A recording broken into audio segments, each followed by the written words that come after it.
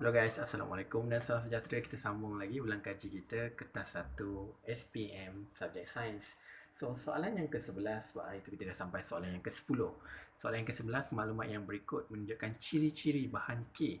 Permukaannya pudar, mempunyai kekondaksian haba yang lemah, takat lebur yang lemah. Kalau kita tengok, ciri yang dinyatakan itu adalah berkaitan rapat dengan karbon. Karbon, permukaan dia pudar. Dia kekondaksian haba dia lemah. Takat lebur pun rendah berbanding besi-besi yang lain, contohnya aluminium, kuprum dan juga timah. Okey, kita beralih kepada soalan nombor 12. Raja 7 menunjukkan seorang penjual mencampurkan sedikit garam ke dalam kotak aiskrim yang berisi ais. Jadi, apakah fungsi sebenarnya campurkan garam ni dekat ais tu? So, fungsi dia ialah garam yang dicampurkan dengan ais supaya dia larut dalam air dan menurunkan takat beku ais. Maka ais tu lambat cair.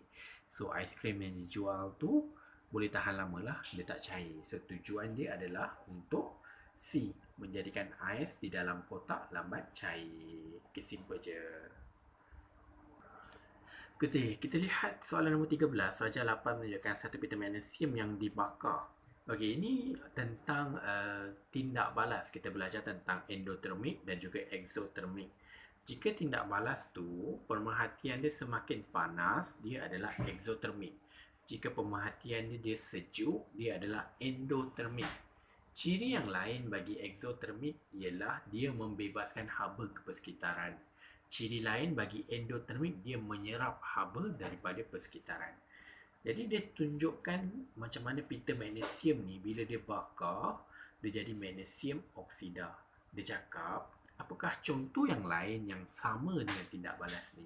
So, bila kita bakar magnesium, dia akan jadi makin panas. So, tindak balas lain yang serupa, yang menjadi lebih panas, dia adalah jawapannya B, penghasilan glukosa melalui fotosintesis. Kalau peleburan ais, penghasilan larutan garam dengan penyejatan iodin, semua tu adalah proses endotermik. Okey, kita pergi kepada soalan 14, soalan yang berkait rapat juga dengan tindak balas endo dan juga exotermik. Okey, kalau kita lihat carta alih yang ditunjukkan ini adalah carta tenaga. Kalau kita lihat daripada bawah ke atas, dia adalah tindak balas endotermik. Kalau dia turun tangga daripada atas ke bawah, dia adalah tindak balas exotermik.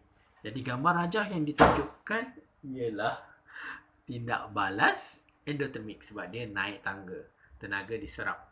So dia tanya antara contoh yang diberikan, yang mana satu tindak balas yang ditunjukkan iaitu endotermik. Jadi tindak balas ialah melarutkan amonium klorida di dalam air. Kalau kita nak senang hafal, ingat je endotermik, ingat larutan amonium. Bila amonium klorida dilarutkan dalam air, dia makin sejuk, tenaga diserap. Sebab tu dia adalah endotermik. Ramai orang akan tanya, dia curious, kenapa dia makin sejuk tetapi tenaga diserap? Okay. Dia makin sejuk apa? Sebab apa? Sebab bahan tu dia serap tenaga. Persekitaran tu makin sejuk. Sebab tu kita rasa tindak balas tu pemerhatian dia makin sejuk. Kalau exotermik pula, permukaan tu makin panas. Sebab apa? Sebab bahan tu mengeluarkan haba. Macam itu cara faham dia. Okey, beralih kepada soalan nombor 15. Raja 10 menunjukkan tindak balas antara karbon dengan logam X. Okey, kalau kita lihat, tindak balas ni dia berlaku. Ada semua pula. Tindak balas ni dia berlaku. Okey, bukan tidak. Tindak balas ini tidak berlaku. Tiada tindak balas berlaku. Okay, dia kata apakah X? Okey, ini adalah tentang kita panggil kekondaksian logam. Di mana benda ni berlaku. Bila tindak balas berlaku, kita taruh karbon, kita ada logam. Bila berlakunya tindak balas, maka logam itu adalah kurang reaktif daripada karbon. So, X ni bila tambah karbon tak ada tindak balas bila kita panaskan. Jadi maksud dia X ni kurang, X ni lebih reaktif berbanding karbon dalam siri elektrokimia. So kita tengok sikit siri elektrokimia supaya kita lebih faham. Okay guys, mari kita lihat siri elektrokimia. Ini adalah siri elektrokimia di mana semakin ke bawah semakin kurang reaktif. Semakin kurang reaktif. Okey. Semakin ke bawah semakin kurang reaktif.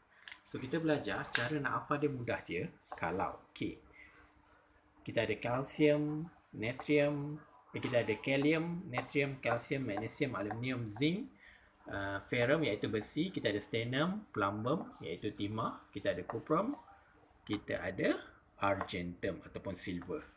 Okay, cara nak hafal dia mudah je. Kalau nak kahwin, mesti ada zakat fitrah supaya perkahwinan cukup agama. Kalau pelajar yang bukan Melayu tak tahu zakat fitrah apa, boleh hafal cara lain. Kalau nak cantik, mesti ada zat besi. Sebab ferrum kan besi. Supaya paras cukup anggun. Okey, jadi dalam kes kita ni, soalan tu tanya, kenapa dia tak ada tindak balas? Sebab bila karbon terletak di antara aluminium dengan zinc. Okey, bila sesuatu bahan tu bertindak balas dengan karbon, dia berada dekat bawah karbon di dalam siri elektrokimia, maka tindak balas boleh berlaku.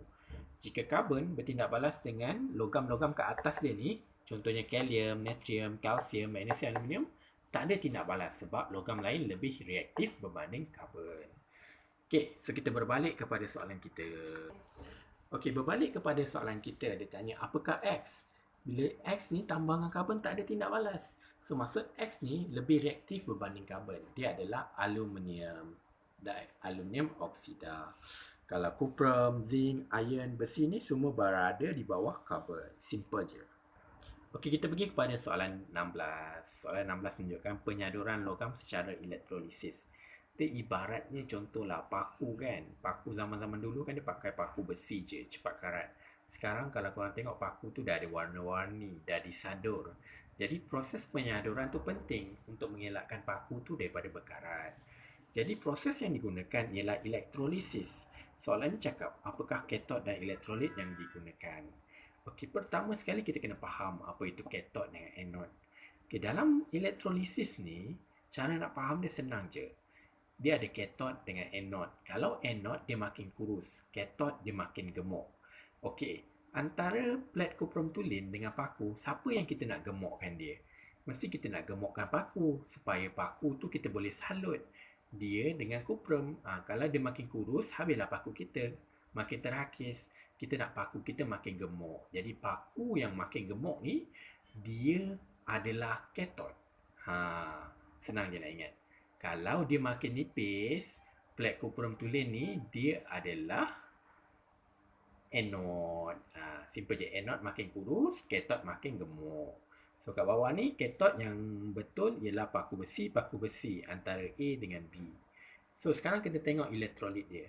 Okay, cara nak tahu elektrolit, tengok dia nak sadur pakai apa. Dalam kes ni dia nak sadur pakai cuprum. So bila pakai cuprum, larutan dia pun kena ada nama cuprum. So larutan dia kena pakai cuprum sulfat. Tak kisahlah cuprum sulfat ke, nitrat ke, cuprum apa lagi, klorida ke, tak kisah, janji ada nama cuprum. So jawapannya adalah A. So ingat, dalam penyaduran yang paling gemuk ialah katod, yang jadi kurus ialah anod. Kita lihat pada soalan 17, apakah cas bagi sinaran alfa? So kita belajar tentang sinaran radioaktif ni ada alfa, beta dengan gamma. Alfa cas dia positif, beta cas dia negatif, gamma tak ada cas. So jawapannya adalah A. Ingat alfa, ingat positif. Siapa main Mobile Legends ada nama alfa. I'm a man with sad stories. Okey, soalan nombor 18. Apakah fungsi kobalt 60 dalam proses radioterapi? Bila bercakap tentang proses radioterapi ni adalah proses macam kemoterapi, orang tu kena kanser, so dia rawat guna kobalt 60 ni. Tujuan dia adalah untuk membunuh dan mencegah sel-sel kanser. Bila kita guna radiasi ni, sinaran alfa ni, sinaran kobalt 60 ni dalam perubatan, dia boleh membunuh sel-sel kanser. Okey, nombor 19, ada seorang budak, dia pakai kanta. Dia tengok pokok tu supaya pokok tu nampak lagi besar. So, jadi jenis kanta apa yang digunakan dan sifat imej apakah yang terbentuk? Imej yang terbentuk tu confirm lah maya. Sebab dia makin besar, so dia maya. So, antara B dengan D. So, kalau kita lihat secara teorinya, Kanta pembesar merupakan kanta cembung. Digunakan kanta cembung untuk menghasilkan imej yang maya, imej yang tegak dan juga lebih besar. So, jawapannya adalah bola. Okey, soalan nombor 20 ni soalan yang famous juga tentang cahaya. Dia ada tembus penapis-penapis. Ni cahaya putih, langgar penapis kuning, lepas tu penapis merah. Apakah warna yang terbentuk pada skrin putih? So, simple je. Bila cahaya putih langgar penapis kuning, kuning ialah gabungan warna merah dengan hijau. So, merah dengan hijau dia akan dapat kuning. So, jadi warna yang boleh tembus adalah 3 warna. Warna kuning, warna merah, warna hijau. Lepas tu ada second penapis pula warna merah. So, jadi warna terakhir warna apa yang keluar? Warna yang bertindih, iaitu mula-mula bila lepas yang kuning, yang boleh keluar kuning, merah, hijau. Bila lepas yang penapis merah, warna merah sahaja yang boleh keluar. Jadi kat skrin ni yang terbentuk ialah warna merah. So kena hafal. Dia punya teori dia simple je. Penapis warna sekunda membenarkan warna sekunda dan warna hasilan dia untuk lepas. Penapis warna premier hanya benarkan warna dia saja terlepas. Okay, simple lah. Mudah je. Okey, itu je untuk 20 soalan. So, kita akan sambung pada video akan datang. Jangan lupa like, komen dan subscribe. Bye.